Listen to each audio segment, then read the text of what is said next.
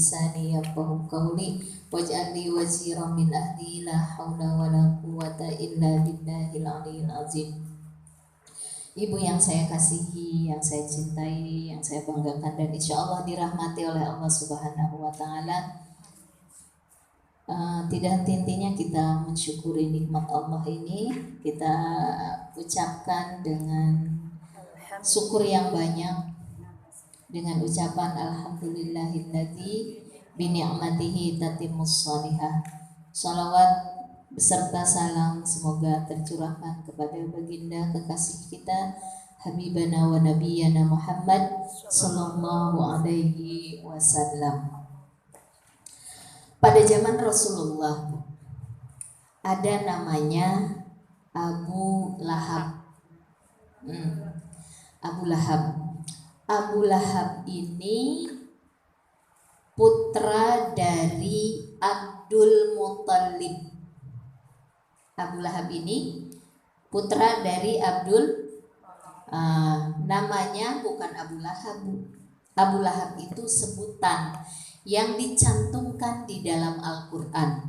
Namanya siapa dia? Abul Uzza. Uzza itu artinya hamba yang gagah perkasa gitu. Diambil dari kata apa? Diambil Uzza itu artinya izzah, kehebatan, kemuliaan.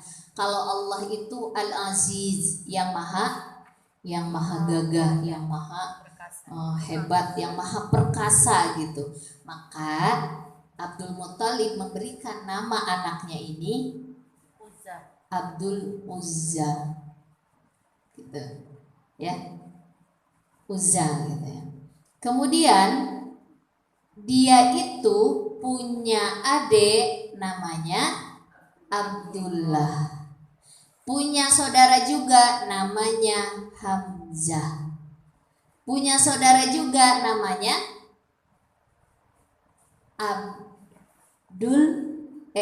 Abu Thalib, bapaknya Ali bin Abi Thalib.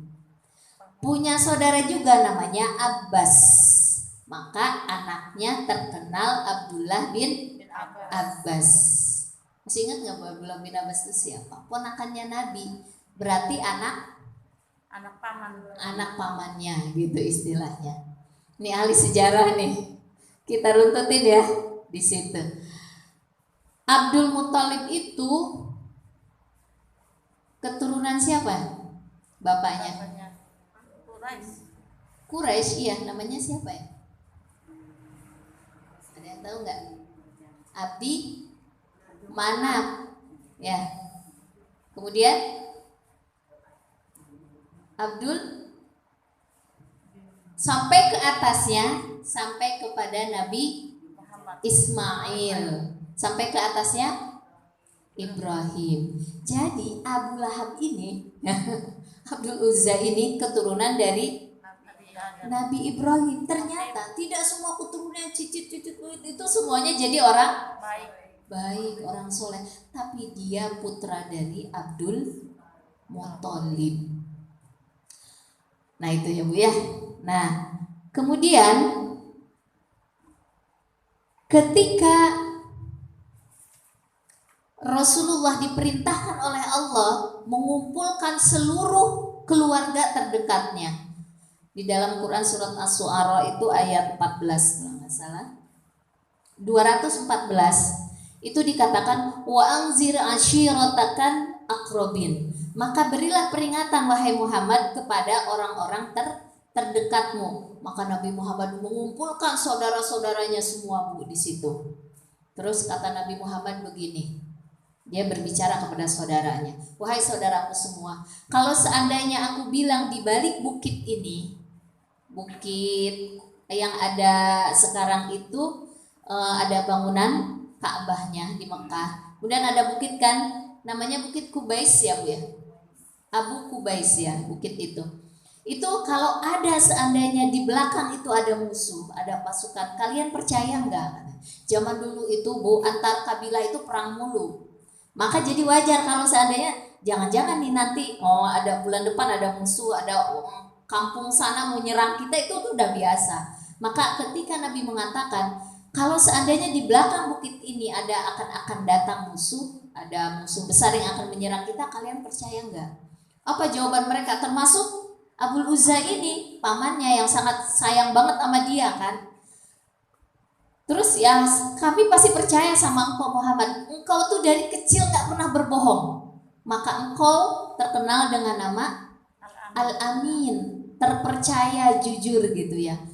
Terus kata Nabi, kalau seandainya aku bilang di belakang itu akan ada onta gitu ya Bu ya. Ini enggak kelihatan gitu. Kalian percaya? Pasti kami percaya, pokoknya percaya aja.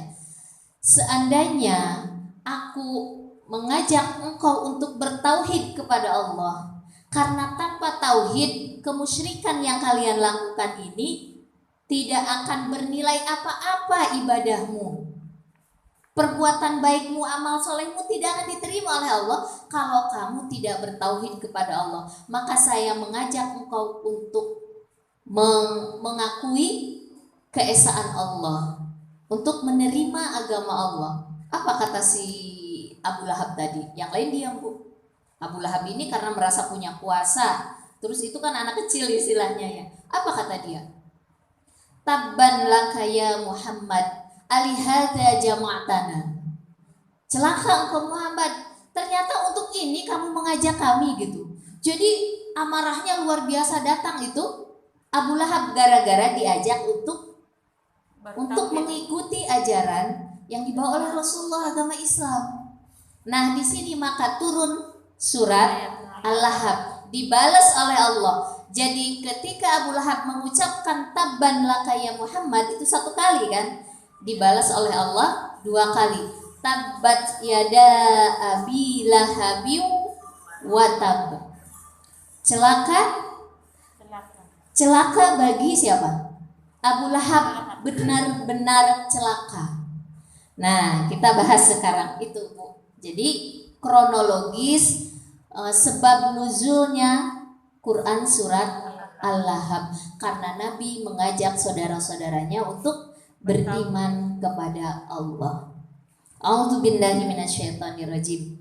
Kalau sebelum membaca ayat-ayat Allah, ikut pengajian ke sini Ibu, baca ta'awuz. Kenapa?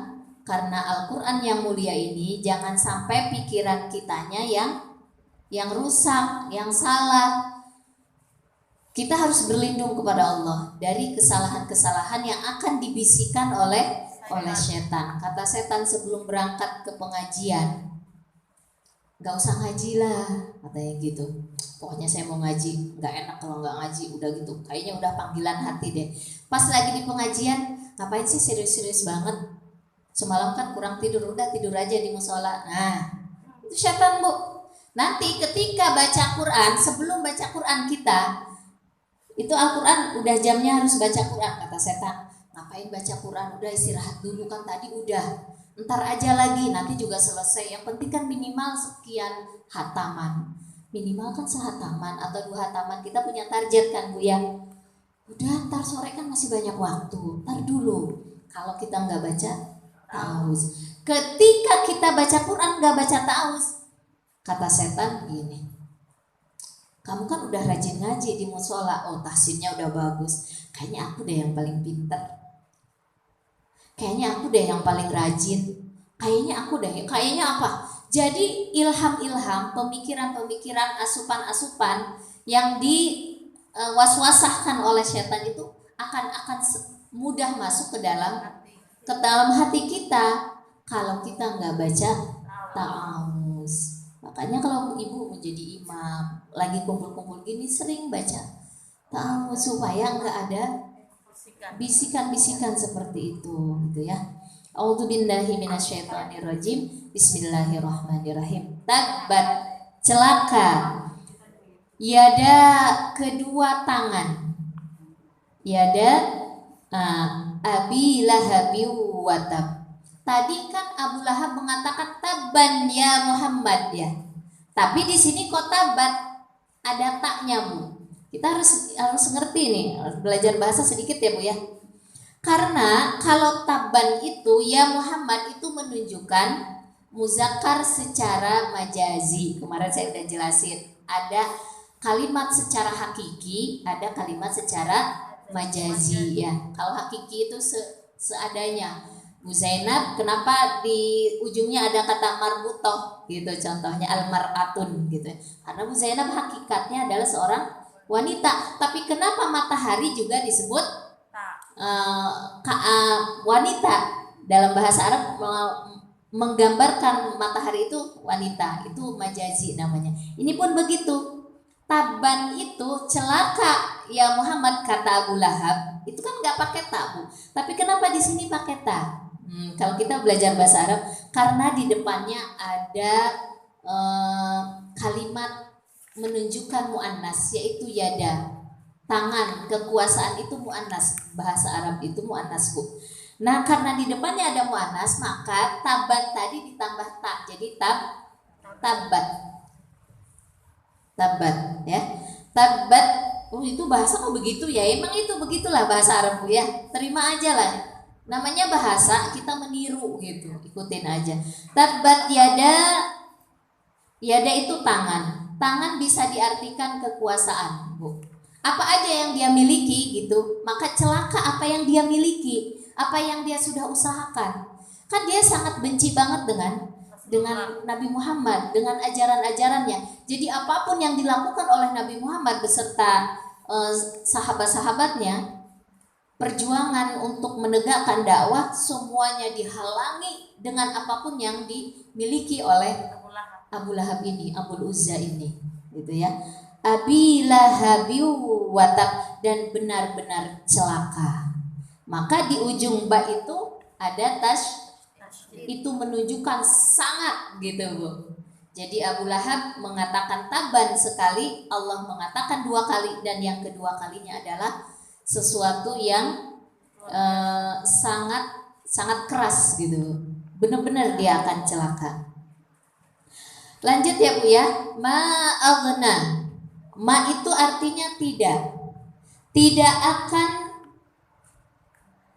akan bermanfaat apa yang dimiliki oleh Abu Lahab. Maluhu, hartanya, wa ma kasab, dan apa-apa yang sudah dia usahakan. Kekuasaannya dia, hartanya dia. Ini di sini harta ya, Bu ya. Aghna ma anhu maluhu wa ma kasab, dan ide-ide yang dia lakukan. Nih. Jadi kenapa dia tidak punya andil? Apakah dia orang jahat, Abu Lahab itu, Bu? Dia jahat. Apakah dia tidak punya kebaikan, Bu, Abu Lahab itu? Punya. Banyak sekali kebaikannya. Kita lihat kebaikannya Abu Lahab, Bu. Tapi kata Allah, kenapa tidak berfungsi ya? Nanti jadi ibrah buat kita. Ketika Nabi Muhammad dilahirkan, Bu, ini udah 9 bulan nih Siti Aminah ini. Berarti kan ponakannya dia ya. Dia punya budak namanya Suwaibah. Kalau saya salah betulin ya, Bu, tapi ya. Ini sejarah. Kadang-kadang kalau sejarah itu kan libur ya. Suwaibah ini seorang budak yang ditugaskan oleh Abu Lahab untuk menjaga Siti Aminah sampai lahir. Katanya begini, "Hai Suwaibah, kalau ini istrinya si Abdullah ini lahir, kasih tahu aku. Kalau ponakanku nanti lahir, kasih tahu aku. Kalau lahirnya perempuan, langsung bikin lobang, langsung dikubur hidup-hidup. Tapi kalau dia laki-laki, langsung kasih tahu aku." Oke, kata Suwaibah, baik ya Abu Uzza lah itu ya, bukan Abu Lahab waktu itu. Kemudian ketika lahir, ternyata lahirnya anak laki-laki. Kemudian, "Wahai Abu Uzza, ponakanmu sudah lahir. Perempuan apa laki-laki?" Laki-laki. Kalau bahasa kita mah, ya alhamdulillah gitu ya. Nah, bersyukur banget ya. Kalau begitu, mulai hari ini aku bebaskan engkau jadi budak. Dan dia langsung bersedekah 100 ekor unta hari itu juga. Saking senangnya. Kenapa? Karena bapaknya, adanya dia meninggal. Inilah penggantinya nanti yang akan meneruskan perjuangan bapaknya itu. Berarti kalau kita mah keponakan kita gitu ya. Emang si Abu Lahab ini orang yang dermawan, Bu. Terkenal gitu ya. Nah, ketika Rasulullah udah besar, dari kecil disayang-sayang sama Abu Lahab ini. Ketika dia mau menikah dengan Siti Khadijah, dibantu untuk bayar mahal. Berapa ratus ekor unta tuh? Kalau nggak salah 100 ekor unta juga ya dibantunya. Masya Allah.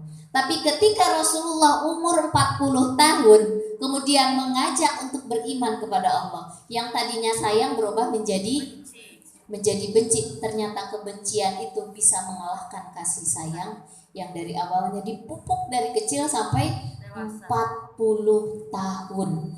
Padahal umur Rasulullah berapa, Bu? 63 tahun. Banyakan disayangnya apa? Banyakan dibencinya? Banyakan disayang. Seandainya nih ada jamaah, jangan sampai ya Bu ya, udah berapa tahun perjuangan di musola An-Nubala, berapa tahun gitu Bu, atau di masyarakat, nyumbang sana nyumbang sini, senang dan sebagainya. Ternyata ada sesuatu yang tidak klop dengan dia. Dulunya kita disanjung-sanjung, sekarang malah dijatuhkan, malah dibully. Dijatuhkan di sini, dibully itu Bu maksudnya bisa dijatuhkan nama baiknya, bisa disakiti secara fisik. Ini yang dilakukan oleh Abu Lahab. Jadi kalau ada orang yang suka ingin menjatuhkan seorang ulama, nah ibaratnya kan ulama itu pewaris para nabi. Kemudian ada orang nggak suka dengan ulama itu, segala macam cara dia lakukan supaya ulama ini jatuh harkat martabatnya. Itu Abu Lahab Bu. Jadi kalau ada nih, dulu sayang dengan saya contohnya ya, sampai sekarang sayang, berapa itu kemudian siapa aku bilang itu gini, udah nggak mau ini lagi, malah berusaha untuk menjegal. Itu Abu Lahab tuh.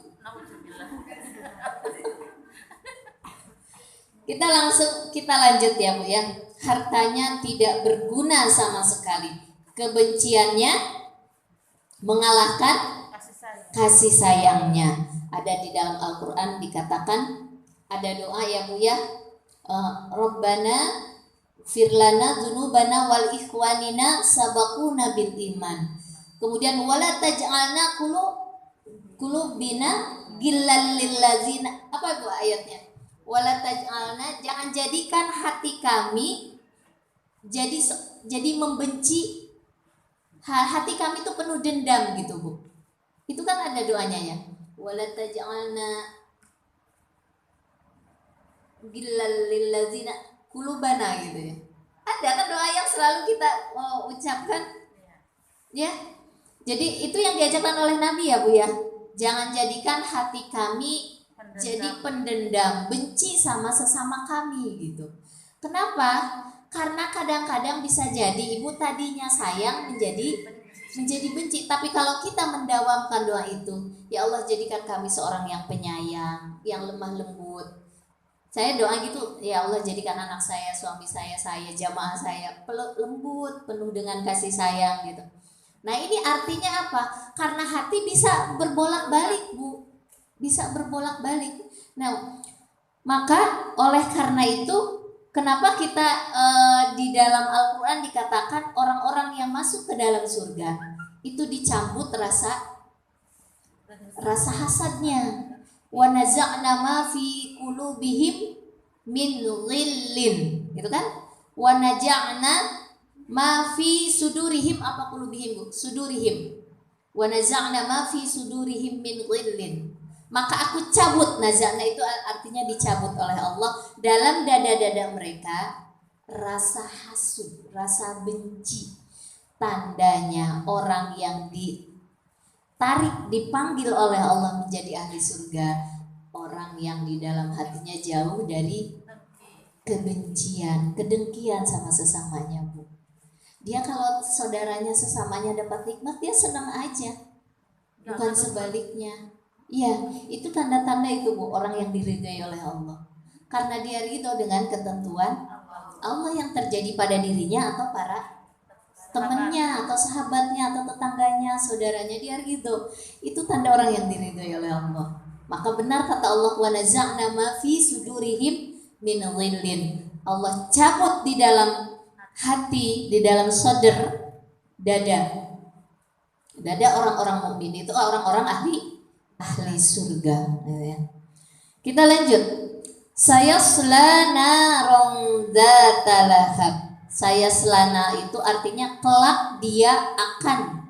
Sayasa itu kelak nanti gitu. Tapi nantinya jaraknya dekat. Kalau yang jauh itu biasanya saufa. Kalau ini sa dekat. Kan ada dalam at-takasur ya Bu ya. Kalla saufata lamun. Summa kalla saufa ta'lamun. Kelak mereka akan melihat nanti di hari kiamat. Kalau ini saya selanarong, di dalam kubur aja udah disiksa. Sekarang aja udah disiksa dia Bu. Saya selanarong, kelak dia akan dimasukkan ke dalam api yang zatalahab, yang menyala-nyala. Lahab itu yang menyala-nyala, yang bergejolak gitu.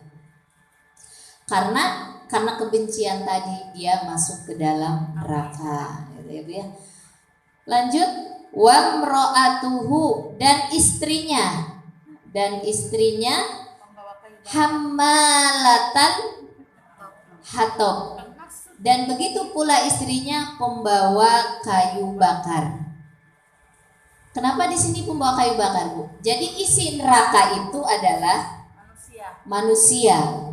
Yang masuk ke dalam neraka itu Abu Lahab. Yang membawa kayu untuk membakar dia siapa? Istrinya. Harusnya istri itu menjadi penghalang. Harusnya mengajak kita kepada ke jalan kebenaran. Ini malah justru dia yang membawa kayu bakar itu, karena emang sama-sama satu jenis, betul. Satu jenis, satu pikiran, satu kebusukan, satu apa namanya, kalau orang punya ide, gagasan itu sama-sama jahat. Kan di dunia ini Bu, orang itu kan beda-beda ya. Ada yang istrinya jahat, suaminya baik. Siapa? Nabi yang terkenal, Nabi. Suaminya yang jahat, Fir'aun, istrinya Asia dia orang yang soleh, suaminya orang yang durhaka. Iya begitu. Beda-beda Bu. Ada istrinya yang durhaka, suaminya soleh. Nabi Nuh, betul Bu. Nabi Nuh, istrinya maka wajar kalau ada anaknya Nah ibu-ibu mau anaknya durhaka enggak? Udah jadi istri yang soleh deh, insya Allah anaknya soleh ya. Kemudian ada yang dua-duanya soleh Bu. Nabi Ibrahim. Dibalik sekarang ada dua-duanya yang durhaka. Abu Lahab sama istrinya namanya siapa Bu? Namanya Arwa namanya. Arwa ini punya gelaran. Di Arab itu semua orang punya gelar, Abu Uzza gitu ya. Nah, kalau si Arwa ini ternyata di komunitasnya orang yang paling jahat, cantik Bu. Duh sayang banget ya, udah cantik kok jahat, masuk neraka gitu ya. Paling cantik, maka disebut ibunya orang-orang cantik Bu. Kalau dia punya komunitasnya cantik gitu Bu, dan dia paling cantik, udah cantik, kaya, terhormat, terkenal, jabatannya luar biasa, udah gitu dermawan, sempurna nggak Bu kelihatannya? Sempurna banget. Tapi gara-gara hatinya busuk, Allah jatuhkan. Nah ini jadi ada ibu-ibu nih di sini, alhamdulillah aku tuh nggak cantik-cantik banget, yang penting hatinya. daripada cantik kayak Ummu Jamil ya Bu ya, ngapain kan? Nggak ada gunanya harta yang dia miliki, kekuasaan yang dia punya, kehebatan yang nggak ada apa-apanya, malah sumber petaka. Kita walaupun apa adanya, sederhana, yang penting kita terus untuk memperbaiki hati kita, membersihkan hati kita, karena yang akan datang kepada Allah illa man atallaha biqalbin salim, yang akan dipandang oleh Allah, yang akan diterima oleh Allah apapun yang kita lakukan dari hati yang bersih, yang selamat. Ibu kalau ngasih makan anak sambil ngomel-ngomel, berarti hatinya nggak bersih. Diterima nggak sama Allah? Enggak. Bikinin makanan buat musola, tiap tahun dapat giliran dulu, dapat nggak tuh Bu pahalanya? Ini Bu Pila, ini belum kemarin udah awal Ramadan itu penutupan, udah ngumpulin ini, sekarang mau beli lemari buat tempat muka